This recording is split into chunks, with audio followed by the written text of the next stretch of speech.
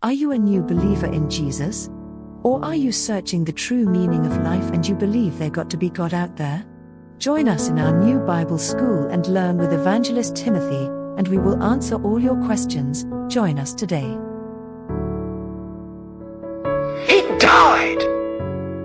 The Father gave His Son. When you say things like, Jesus died, shouldn't you stop for a moment or something? I mean, He died. He really died. And it was His blood shed on that tree. Until you abandon all of it and throw yourself on the one rock that is Christ, you are not Christian. If salvation was 99.99% Jesus and 0.01% us, we would all be damned.